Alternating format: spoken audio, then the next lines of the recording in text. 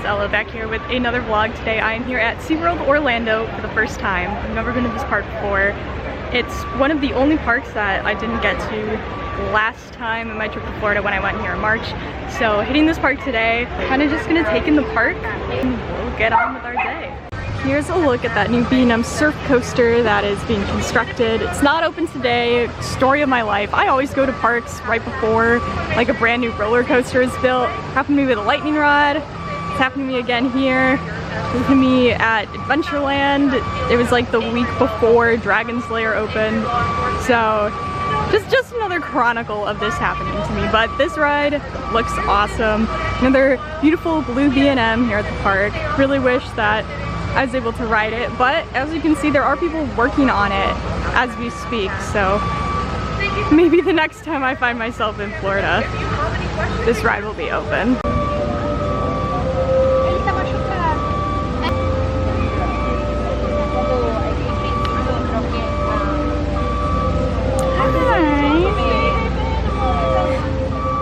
Alrighty, making my way through the Mako queue. Looks pretty empty. I'm here like right after the park opened. It's like 20 minutes after gate open, so really lucking out with the crowds here. I'm so excited to ride this. This has been a huge bucket list coaster for me, and there's just no line. It does not get better than that.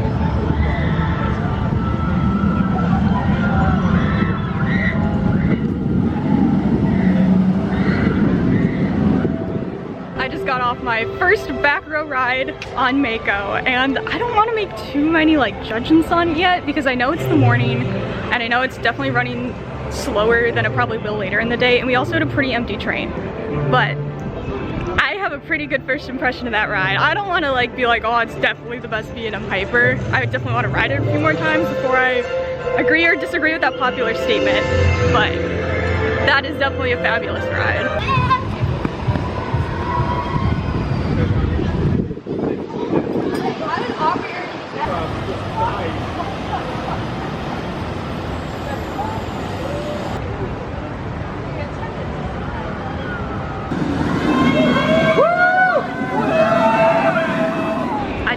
First ride on Kraken here behind me with the new paint job, and out of all the floorless coasters I've ridden, which is literally just like Rougarou and like the dive coasters, definitely the best floorless one I've been on so far.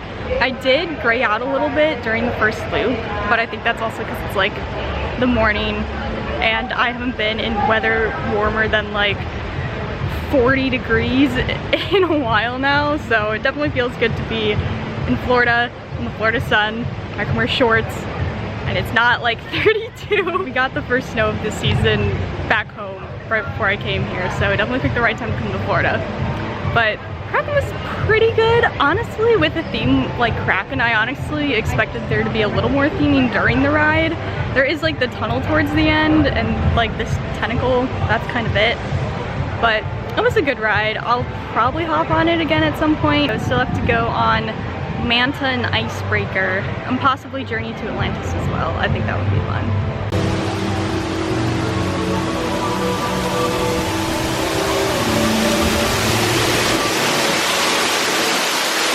Articles such as glasses, cameras, wallets, hats, and keys must be secured. Not with a non-rider.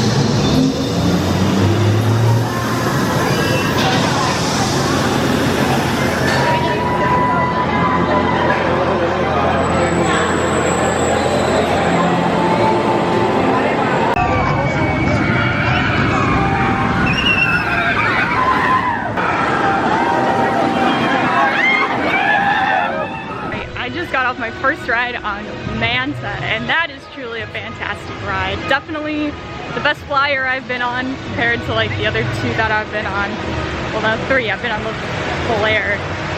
But yeah, definitely the best flyer I've been on. Foreign versions, really great theming. You get really close to the water and the waterfalls. Definitely a really great setting on this ride, which really adds to the experience on it. The queue is also pretty nice on this one as well. I will say I did get absolutely stapled into the next dimension on Manta. I have honestly gotten pretty stapled on all of the coasters that I've been on today. And now it is an hour after the park is opening and the lines are starting to pick up as well. So I did have to wait a little bit for that one. Other than Manta so far, I really haven't had to do a ton of waiting. But that's a really good ride. Here is another view from the bridge that leads into the Orca Stadium of the new surf coaster. You can see it through the trees there. There's, looks like they got the station, I think. Looks like that's where they're gonna be putting the station. They've got, there's a decent chunk up there and they're actively working on it, so that's exciting to see.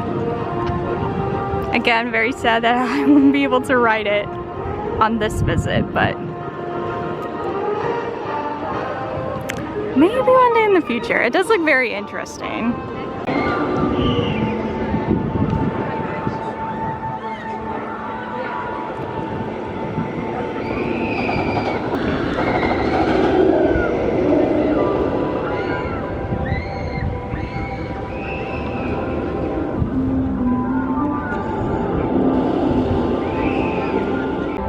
Got off my first ride on Icebreaker, and you know, for a little coaster, it's a lot of fun.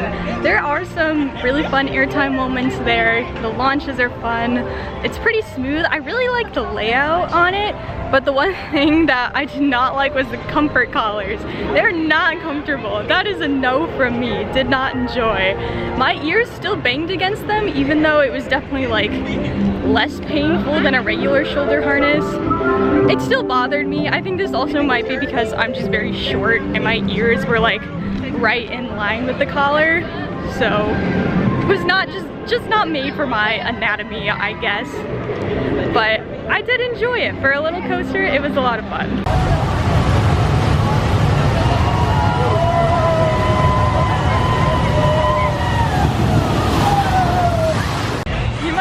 Tell, but I just got off my first ride on Infinity Falls, and I have to say that's probably one of the best raft rides I've ever been on.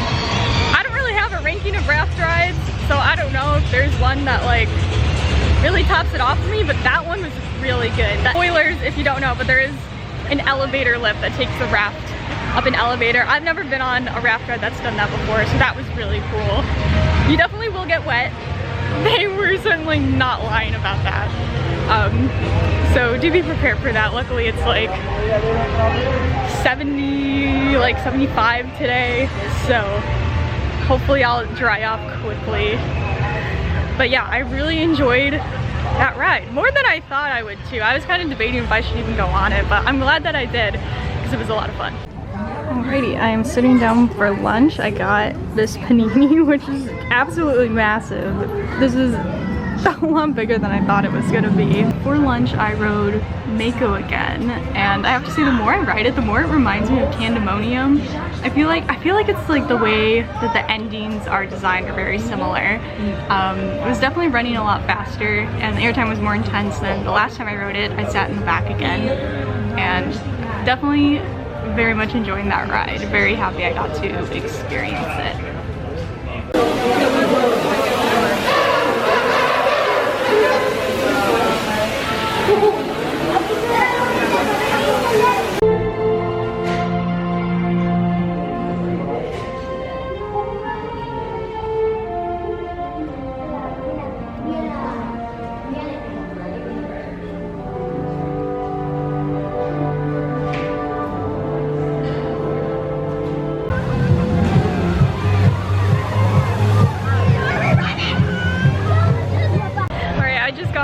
Journey to Atlantis, which kind of surprised me. I didn't expect there to be quite as much theming as there was on the inside, which was a nice surprise. It was really well done in there.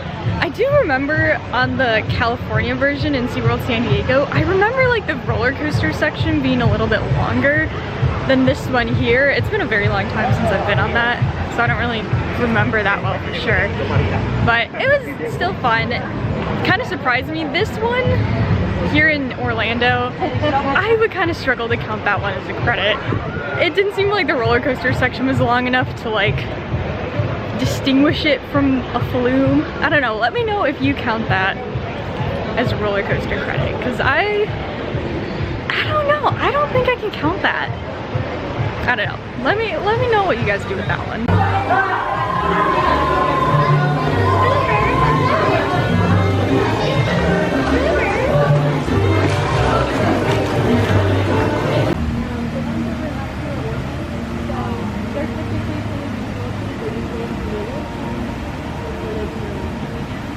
These guys,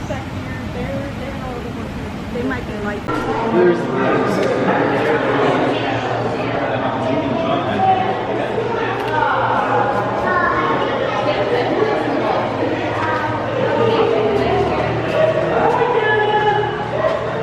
I'm heading in line to Kraken now. I'm gonna get a re-ride on that, and then I think my plan is to head back to Manta and Icebreaker after this and get some more re-rides on those. Maybe try out some of the rides in different seats. A lot of the rides here are closing early today, but a lot of them have signs that they're closing at 5. The park closes at 6. So not totally sure why that is, but it's about 3 now. So I'm trying to get in some of my rides before they'll start closing. Having a pretty good day so far. I definitely have a lot of interesting thoughts on this park, which I will share with you probably at the end of this video. But yeah, fun but interesting day here at SeaWorld.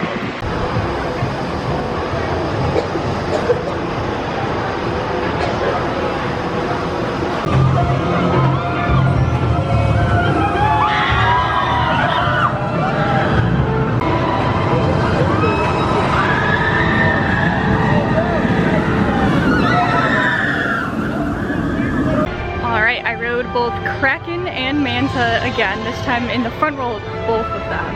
And I have to say, Kraken, I definitely preferred that one in the front. That ride is very intense, so I feel like I don't really need to sit in the back to get that extra intensity. You kind of get it both front and back.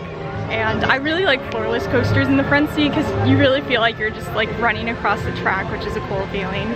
And then I rode Manta after that, still behind me, and that was also a great ride. I loved it both in the front and back. I noticed it a lot in the pretzel loop, how that feels different, especially in the front and the back. The back, you definitely whip through it faster. The front, going up the pretzel loop, I feel like you feel it in your stomach a little bit more. I mean, you feel it in your stomach no matter where you're sitting, but especially in the front, I noticed that. All right, I just got off a few more rides. I did 2 more on Mako, 1 more on Kraken. I have to say, no more rides on Kraken for me. It closes in like 20 minutes anyways, but after 3 rides on that, it's giving me a bit of a headache. No more Kraken for Ella.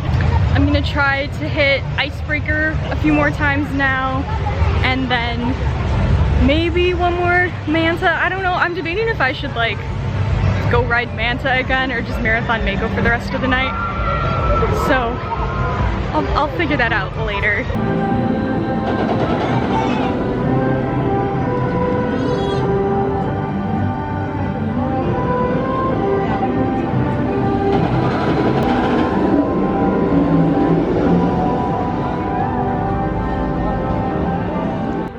So I just got a few more rides in on Icebreaker, and after trying it in a few different spots, I tried it in the front and the back this time. I think the back was my favorite because of the whip you get over that little top hat in the front there. The airtime was actually like so intense for a little coaster. It surprised me a little bit. Icebreaker definitely exceeded my expectations. I really wasn't expecting that much from it because it is such a small coaster, but good things can come in small packages, I say, because I'm 5'3". But I think I am going to end this SeaWorld vlog here. Overall thoughts on this park. All of the coasters are top tier. There was not a coaster that I felt was bad other than getting a little headachy from Kraken, but every single roller coaster was exceptional. I didn't really eat a lot of the park, but the one meal that I had was pretty good. I know that they do have some like higher end restaurants here. Quick service was fine for me. It is a really beautiful park as well. I felt like the queues were well themed and designed. Of course, there were no lines today, so that definitely added to the experience. I did see a couple of the shows while I was here, which, I mean, they were entertaining. They didn't really blow me out of the water or anything. I thought the sea lion and otter show was fun. That one was definitely a bit more comedic. I don't know, I feel like my biggest issue with SeaWorld Orlando, other than of course like the whole blackfish controversy, was the price. I bought my ticket at a discount, which was still like, with fees, it was still $100, which is honestly not that far off from what you were paying to get into like a Disney or Universal park. And honestly, I feel like for the price that I paid, I feel like today's experience was really good, but I don't think it's worth... Tis the season for treasured memories, family gatherings. Hello, this is Ella from the future. They started blasting Christmas music while I was filming this, and I definitely would have gotten copyrighted claimed if I kept talking. So anyways, to finish that thought, the price of a ticket to SeaWorld is just a little bit under what Universal and Disney are charging, and personally, compared to those experiences you can have at those parks, I just don't think SeaWorld is at a comparable level to those prices. And maybe that's just easy for me to say because I live somewhere where zoos and aquariums are available and definitely do not cost that much money, but honestly, I think it was just a little bit too overpriced for what you're getting from your day. But anyways, that concludes my thoughts on my day here at SeaWorld Orlando. If you enjoyed this video, please give it a like and make sure to subscribe if you'd like to see more theme park and travel videos like this. Thank you so much for watching, and I hope to see you again.